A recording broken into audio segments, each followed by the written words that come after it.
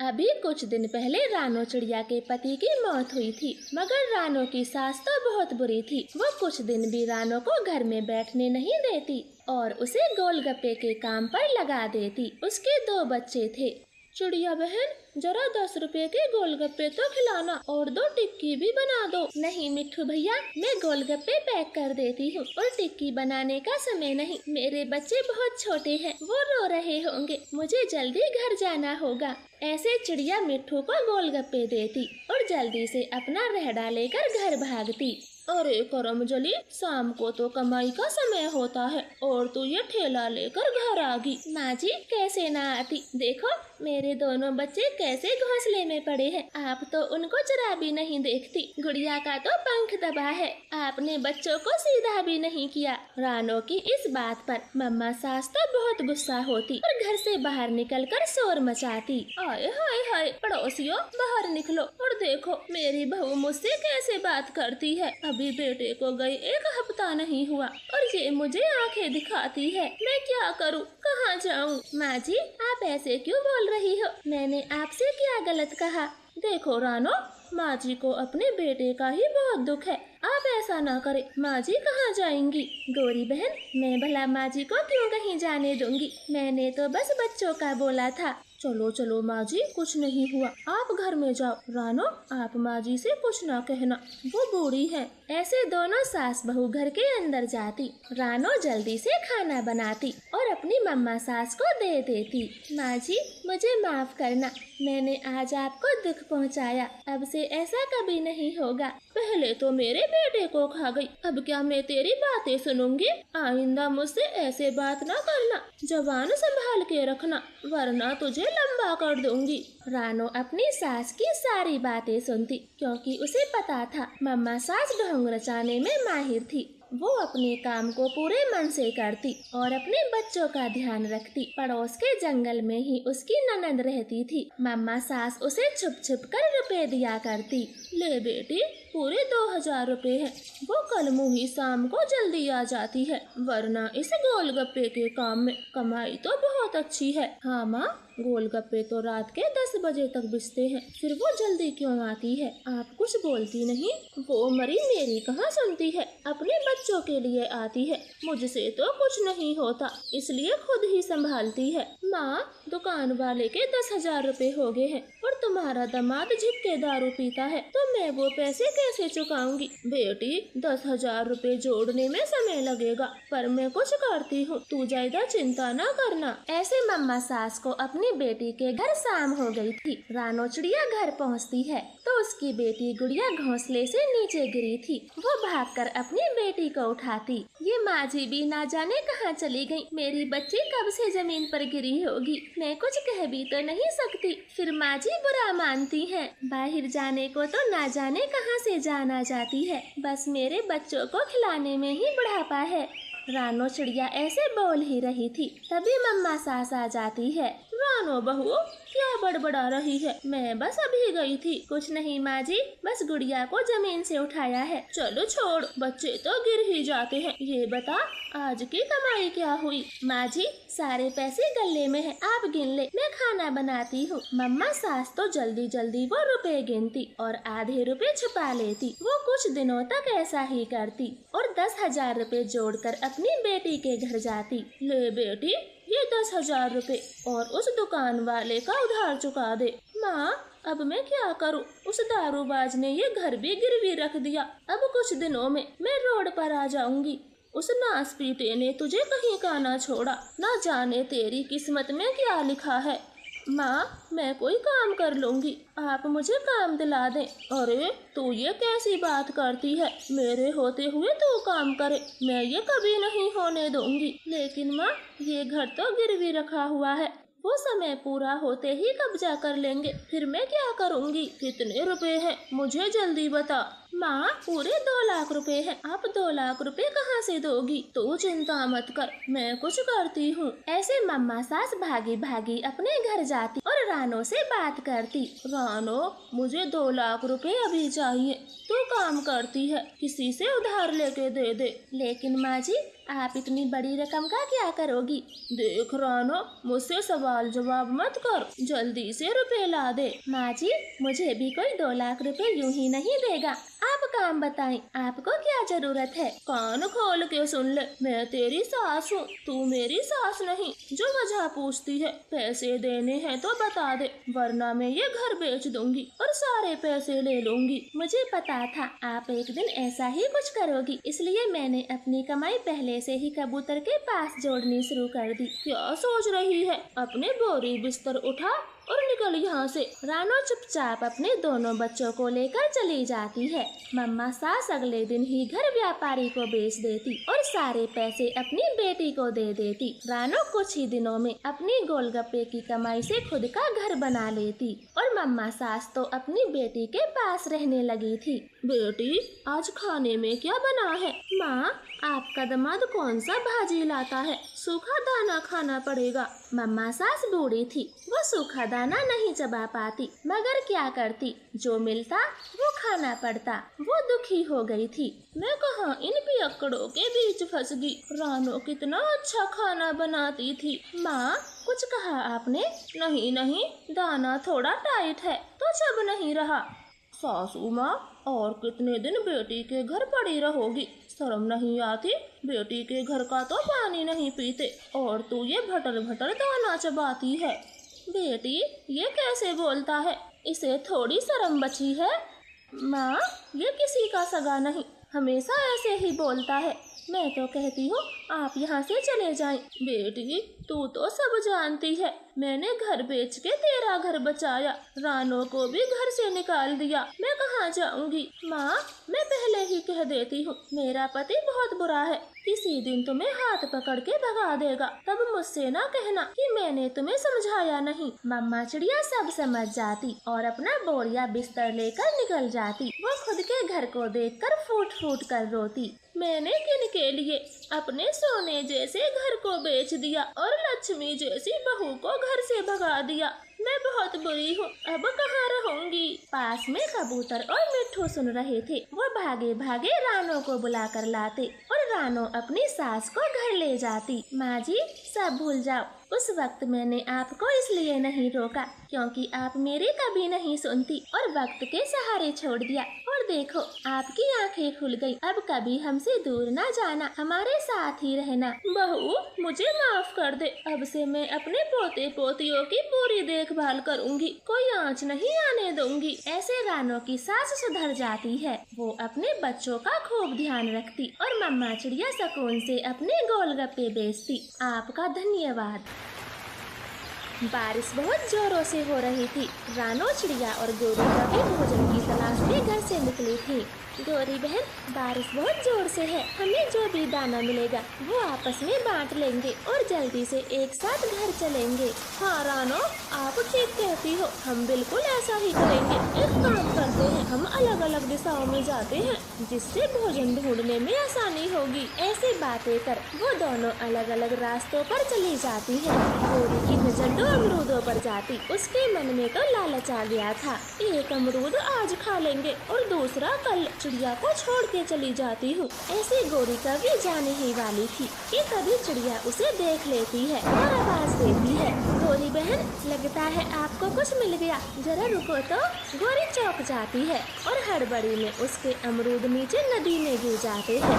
दुख तो उसे बहुत ज्यादा हुआ था, फिर भी वो पीछे मुड़ती है। कुछ भी तो नहीं रानो, मैं तो बस खाना ही ढूंढ रही थी, इतने ही तुम आ गयी। गोरी बहन, मुझे ये एक आम मिला है, चलो पहले इसे खा लेते हैं, फिर घर के लिए भोजन ढूंढेंगे। ऐसे वो दोनों आम को खा लेती है और दोबारा से भोजन ढूंढती है। अचानक ही गोरी कव्वी को एक खरबूजे की बेल दिखाई देती। गोरी उसके पास रुकती है।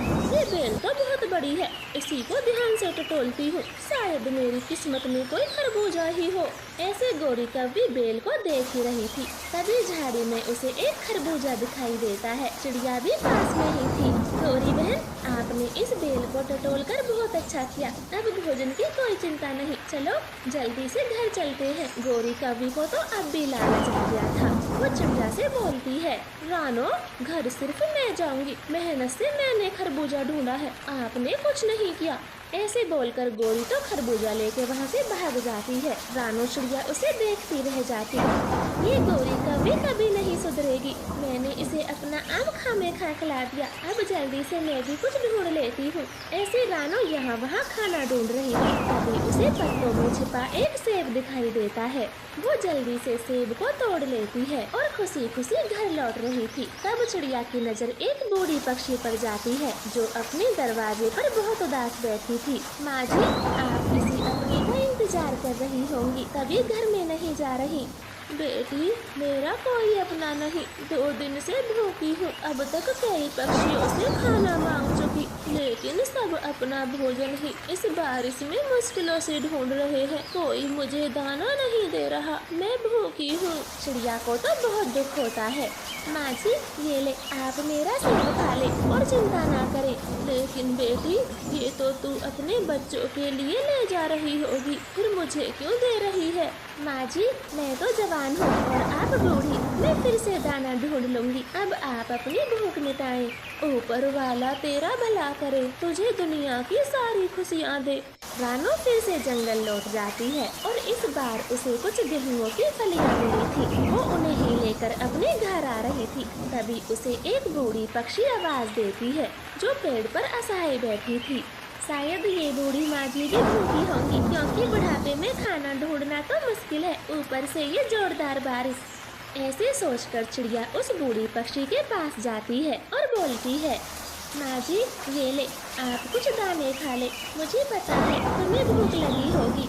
नहीं बेटी, मुझे भूख नहीं लगी। मेरे पास बहुत धन दौलत है, लेकिन इस बुढ़ापे में घर तक नहीं जा पा रही। मेरे घर तक जाने में मदद कर दो। ठीक है माँ जी, आप मुझे रास्ता बताना, मैं तुम्हें घर तक छोड़ आती हूँ। फिर रानो चिड़िया बूढ़ी पक्षी को अपनी पीठ पे बिठाती और उसके घर पहुँचा देती। बेटी, थोड़ी देर आराम कर ले, तू थक गई होगी। नहीं माँ जी, आज मुझे घर से निकले बहुत देर हो गई। मेरी पड़ोसन तो कब की खाना लेकर पहुँच भी गई। मेरे बच्चे चिंता करेंगे। अब मैं जल्दी से निकलती हूँ। रुक जाओ बेटी, तुम बहुत दयालु पक्षी हो, सबकी मदद करती हो, तुम्हारे लिए कुछ लाती हूँ। ऐसे बूढ़ी पक्षी अंदर जाती है और एक कढ़ाई लाती है। बेटी, ये कढ़ाई कोई साधारण कढ़ाई नहीं, जो भी तू इससे मांगेगी ये कढ़ाई तुझे बना कर देगी। इस कढ़ाई की असली हकदार तू ही है, वरना ये दुनिया तो लालची पक्षियों से भरी पड़ी है। चिड़िया तो बहुत खुश हो जाती है। माँ जी, आपका बहुत बहुत धन्यवाद। अब मैं चलती हूँ, आपने तो सारी चिंताएं दूर कर दी। ऐसे रानो चिड़िया अपने घर आती है। आज उसे रात हो गई थी। दोनों बच्चे तो दरवाजे पर बैठे थे। मम्मा, आज आपको बहुत देर हो गई और खाना कहाँ है? कुक्कू भाई को जोरों की भूख लगी है। रानो जल्दी से कढ़ाई से खाना मांगती है। हे जादुई कढ़ाई, मेरे बच्चों के लिए भोजन दो।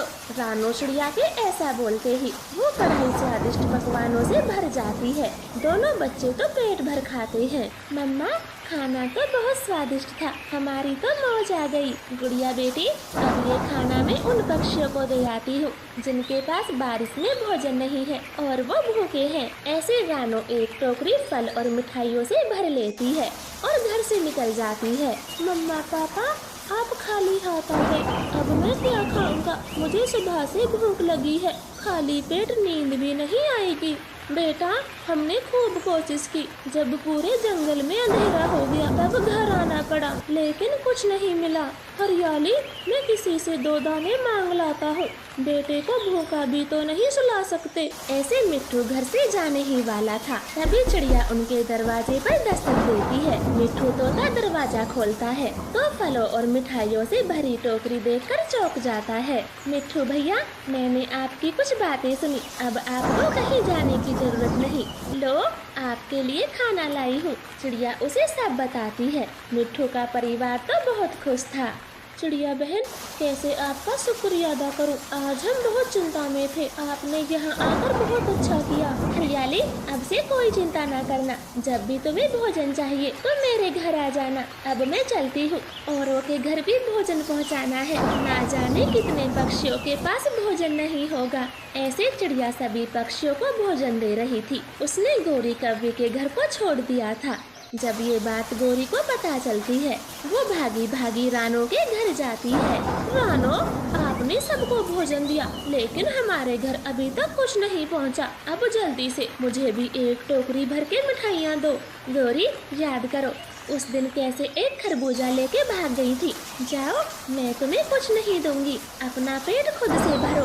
ऐसे बोलकर रानो दरवाजा बंद कर लेती है। गौरी तो दरवाजे पर खड़ी रह जाती और अपने उस दिन के बर्ताव के लिए बहुत पछताती। प्लीज प्यारे दोस्तों, हमारी कहानी को लाइक और चैनल को सब्सक्राइब करें। आपका धन्यवाद। टुन्नू जी, मुझे प्यास लगी है, मैं पानी पीने नदी पर जा रही हूँ। तब तक आप अंडों का ध्यान रखना। आप बेफिक्र होकर जाएं और पेट भर पानी पिए, मैं अंडों के पास ही रहूँगा। फिर रानो चिड़िया पानी पीने घर से निकल जाती है और टुन्नू चिड़ा अंडों पर बैठ जाता है। तभी अंडों से आवाज आती है। वो तो घबरा गया था और भागकर अपनी माँ को बुलाता है। माँ, माँ, जल्दी देखो, अंडों से कैसी आवाज आ रही है। रानो भी घर पर नहीं है, मेरा मन घबरा रहा है। बेटा टुन्नू, तू खामेखा डर रहा है।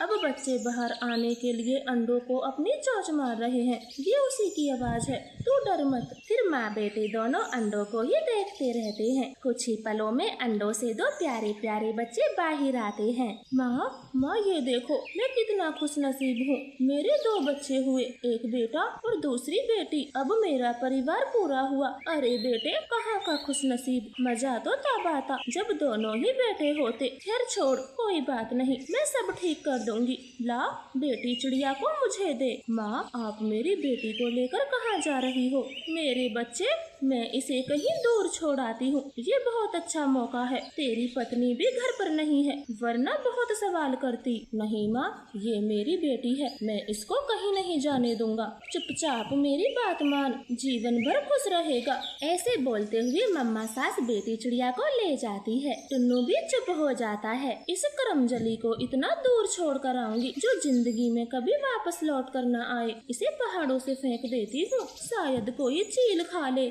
ऐसे मम्मा सास उस छोटी सी बच्ची को पहाड़ों पर छोड़ देती है और खुशी खुशी घर लौट आती है। माँ जी, आप कहाँ गई थी? मैं कब से पूछ रही हूँ। हमारे दूसरे अंडे से बेटा हुआ था या बेटी, वो कहाँ है? टुन्नू जी तो एकदम चुप है, कोई जवाब ही नहीं दे रहे। शायद टुन्नू को गहरी ठेस पहुँची है अपने बच्चे को मरा देखकर। माँ जी, आप ये क्या बोल रही हो? हाँ रानो बेटी, तेरे दूसरे अंडे से मरा हुआ बेटा निकला। वो देखने में बहुत बदसूरत था, तो मैंने उसे जल्दी से नदी में बहा दिया। अगर तू देखती तो टुन्नू की तरह ही सदमे में आ जाती। ऐसे मम्मा सास 2-4 झूठे आंसू बहाती है। रानो को यकीन हो जाता है और अपने बेटे को गले लगा लेती है। धीरे धीरे अंधेरा होने लगा था। वो छोटी बच्ची तो वीराने में भूख से तड़प रही थी। तभी वहाँ से एक तोता गुजरता है जो राखी बेचकर घर लौट रहा था। न जाने इस छोटी सी बच्ची को यहाँ कौन छोड़ गया। मैं इसे अपने साथ ले जाता हूँ, वरना रात को इसे कोई मार देगा। फिर उस छोटी बच्ची को अपने टोकरे में रखता है और अपने साथ घर ले आता है। उसे खाने को नरम नरम फल देता है। कितनी सुंदर बच्ची है, मैं इसका नाम गुड़िया रख देता हूँ। जब कोई आएगा तो ले जाएगा। ऐसे मिट्ठू तोता गुड़िया को बहुत लाड प्यार से पालता। धीरे धीरे समय गुजरता गया।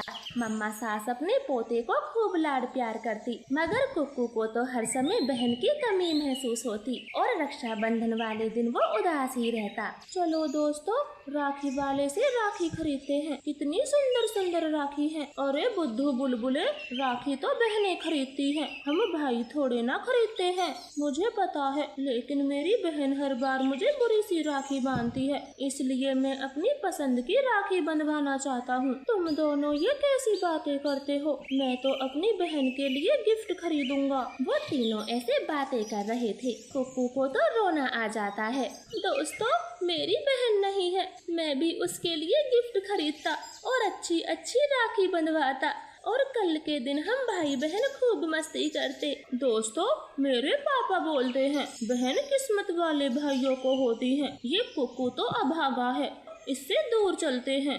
ऐसे बोलकर वो तीनों बच्चे कुक्कू को अकेला छोड़ जाते हैं। कुक्कू रोता हुआ घर पहुंचता है। क्या हुआ मेरे पोते, तुम रो क्यों रहे हो? किसी ने कुछ कहा क्या?